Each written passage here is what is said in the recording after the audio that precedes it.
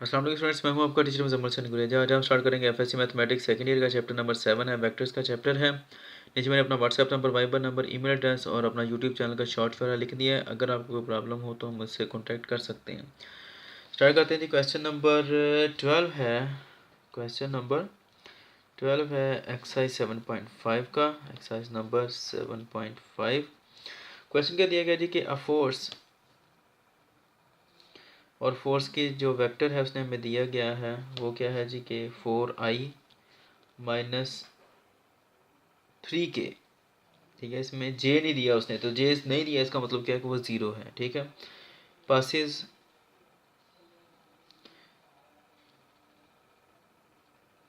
Through the point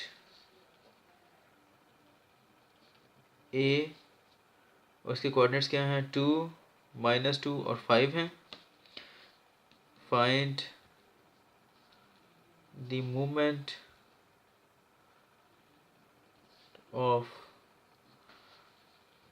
F about the point B, और उसके coordinates हैं 1, -3 और 1 के। ठीक है, उसने कहा जी कि फोर्स है जो कि एक पॉइंट के ऊपर लगती है और उस पॉइंट के कोऑर्डिनेट्स ये हैं। तो हमने जो टार्क है, मूवमेंट है बेसिकली फाइंड करनी, जिसको टार्क भी कहा जाता है। तो हमने टार्क फाइंड आउट करना है जो कि वो फोर्स क्रिएट कर रही है उस पॉइंट के अंदर, और वो जो जिस पॉइंट के इर्द गिर्द जो टार्क हमने फाइंड करना है, यानी कि जो ओरिजिन है यूँ समझ लें, वो क्या है हमारा, वो उसके कोऑर्डिनेट्स 1, -3 और 1 है। ठीक है जी, ये हम ड्रा कर लेते हैं। यहाँ पर एक छोटा सा पैटर्न, एक या कह रहे हैं पिक्चर, ये है वो पॉइंट जनाब। पॉइंट ए इसे कह लेते हैं, इसके कोऑर्डिनेट्स हैं 2, -2 और 5। इस पॉइंट के ऊपर एक फोर्स लग रही है। लेट्स सपोज उसकी डायरेक्शन ये वाली सपोज कर रहे हैं सिर्फ। ठीक है, और ये क्या है, ये इक्वल है 4i माइनस 3k के इक्वल है। ठीक है, ये फोर्स इसके ऊपर लगती है और ये जो हमारे पास पॉइंट है ये मूव करना शुरू कर देता है किसी और पॉइंट के इर्द गिर्द। इधर कह लें, इधर कह लें, इधर कह लें, कोई भी सिमेट्री बन सकती है, लेकिन हम सपोज कर लेते हैं कि वो ऐसे घूम रहा है। सपोज किया, ठीक है जी। अच्छा, और वो जिस पॉइंट के इर्द गिर्द घूम रहा है वो पॉइंट जो है वो यहाँ पर है, लेट्स सपोज, और इसको पॉइंट बी का नाम दिया गया है। ये क्या है, 1, -3 और 1 है। ठीक है, अब ये बात याद रखनी, डजेंट मैटर कि ये वाला ए है या बी है, या ये ए और बी बन जाए, इससे कोई फ़र्क नहीं पड़ता है। आपने एक कि जिस पॉइंट के इर्द गिर्द हमने मूवमेंट फाइंड आउट करनी है वो हम लेंगे एज अ फर्स्ट पॉइंट, और जिसके ऊपर फोर्स लग रही है वो हमारा सेकंड पॉइंट है, या यूँ समझ लेंगे फाइनल पॉइंट है। ठीक है, इस पॉइंट से लेकर जिसके इर्द गिर्द ये वाला पॉइंट किसके इर्द गिर्द घूम रहा है, इस पॉइंट के बी पॉइंट के इर्द गिर्द घूम रहा है। तो इस बी पॉइंट से लेकर हम ए पॉइंट पर एक लाइन ड्रा करते हैं, और इसकी डायरेक्शन की तरफ को होगी ए पॉइंट की तरफ। ये क्या कहलाता है, ये कहलाता है मूवमेंट आर्म। ये आपने टार्क के अंदर पढ़ी होगी ये चीज़। ठीक है, अब ये हमारा ओरिजिन बन गया, और ये मैंने आपको पहले बताया था कि ओरिजिन का मतलब ये नहीं कि सारे इसके कोऑर्डिनेट 0, 0 हों। ओरिजिन कहीं पर भी हो सकता है। ठीक है, ओरिजिन के लिए ये फ़र्ज़ नहीं हुआ कि वो 0, 0, 0 होगा। वो सिर्फ आइडियल केसेस होते हैं जिनके अंदर हम ओरिजिन को लेते हैं कि उसके कोऑर्डिनेट 0, 0 हैं। ठीक है जी, अदरवाइज इसका ओरिजिन कोई भी हो सकता है। अच्छा, ये अगर इस पॉइंट के इर्द गिर्द हमने फाइंड आउट करनी है मूवमेंट को कि टार्क क्या पैदा हो रहा है। ठीक है, और यहाँ से लेकर यहाँ तक का जो फासला है ये मूवमेंट आर्म कहलाएगा, और उस लिहाज से ये हमारा फर्स्ट पॉइंट है और ये वाला सेकंड पॉइंट है। ये क्यों कह लें कि ये इनिशियल है और ये वाला फाइनल है। और ये चीज़ भी मैंने आपको बताई थी कि जिस तरफ एरो हेड होता है वो हमारा फाइनल पॉइंट होता है, जिस तरफ टेल होती है वो हमारा इनिशियल पॉइंट होता है। ठीक है जी, अगर इस चीज़ को अगर ज़ेरे गौर लाया जाए तो इसके मुताबिक हम कह सकते हैं कि बी से ए तक का जो फासला होगा, बी ए कह लें, वो क्या कहलाएगा, मूवमेंट आर कहलाएगा। ठीक है जी, और वो हम कैसे फाइंड करेंगे, x2 minus x1 I vector plus y2 minus y1 J vector plus k2 minus, और सॉरी एक्स वाई जी होता है। ठीक है जी, z2 माइनस z1 और k वेक्टर आ जाएगा। ठीक है जी, और इसमें x1 x2 जो आता है या y1 y2 वो क्या है, वो क्या जी, हमारे पास एक पॉइंट ए है। ठीक है, बल्कि पहले बी लेते हैं। ठीक है, पॉइंट बी आएगा। पॉइंट बी क्यों लेना है हमने, पहले मैंने आपको पहले बताया, जहाँ पर टेल होती है वो हमारा फर्स्ट पॉइंट होता है। इसके कोऑर्डिनेट्स क्या आ रहे हैं, 1, -3 और 1 है। ठीक है जी, इसके अंदर x1 ये है, y1 ये है और z1 ये है। उसने बेशक बुक के अंदर इसको बी पॉइंट कहा है, लेकिन ये हमारा पहला पॉइंट है। ये बात याद रखनी, मैं आपको बार बार बता रहा हूँ। पॉइंट ए क्या आएगा हमारे पास, जिसके ऊपर फोर्स लग रही है वो ये वाला है, 2 है, -2 है और 5 है। उस लिहाज से इसका x2, y2 और z2 कहलाएगा। ठीक है जी, पॉइंट्स। अब इनको यूज़ करते हुए हमने ये आर जो है वेक्टर जिसको हमने कहा है मूवमेंट आर, ये हमने फाइंड आउट करना है।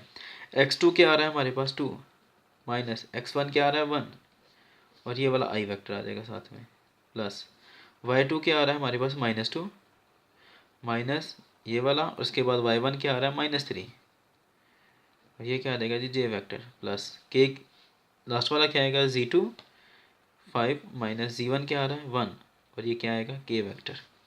ठीक है जी, अब दो में से एक निकाला, एक बचा i, माइनस माइनस प्लस हो जाएगा और +3 में से -2 निकाले तो पीछे कितने बचते हैं जी, सिर्फ 1। ठीक है, 3 में से 2 निकाले तो एक बचता है ना, 1j आ जाएगा। ठीक हो गया जी, उसके बाद k बचता है, 5 में से 4 एक निकाला तो पीछे कितने बचे 4, 4k आ गया। ये हमारे पास क्या बचता है मूवमेंट आर यहाँ से लेकर यहाँ तक। फोर्स फैक्टर उसने दिया हुआ, फोर्स फैक्टर भी हम यहाँ पे लिख लेते हैं। फोर्स फैक्टर क्या है उसके लिए यहाँ पर भी लिखा है मैंने वैसे 4i।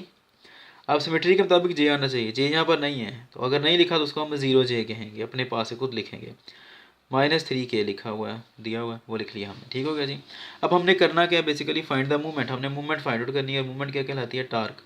ठीक है जी, और वो क्या कहलाता है r क्रॉस f। ये बात याद रहे, ये f क्रॉस r नहीं करना वरना गलत हो जाएगा, क्योंकि क्रॉस प्रोडक्ट है, क्रॉस प्रोडक्ट के अंदर जो तरतीब होती है वैसी रखती है। ठीक है जी, इसको फाइंड आउट करने का क्या तरीका कार है, जैसा कि हमने पहले डिस्कस की हुई है ये चीज़ पूरे एक्सरसाइज के अंदर, कि हम क्या कर लेंगे, इसको मैट्रिक्स के अंदर ले जाते हैं। अब आर वेक्टर पहले है तो पहले हमने आर वेक्टर के कंपोनेंट्स लिखने। आर वेक्टर के अंदर आई में क्या आ रहा है 1, आर वेक्टर के अंदर जे में क्या आ रहा है 1 कंपोनेंट और के में क्या आ रहा है 4 आ रहा है।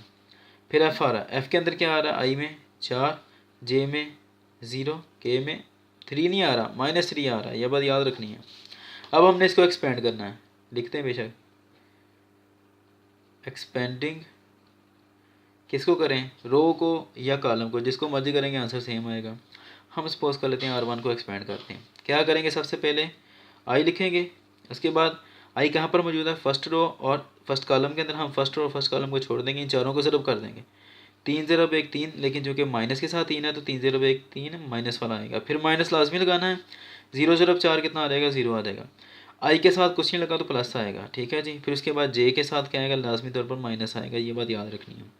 सेकंड इंट्री के साथ माइनस आता है, पहले के साथ प्लस और तीसरी के साथ भी प्लस, अगर चौथी है तो फिर माइनस, ये इस तरह चलता है plus minus plus minus plus minus. ठीक है जी, इसकी रीज़न क्या है, चैप्टर नंबर 3 जो है फर्स्ट ईयर का उसके अंदर दी गई है।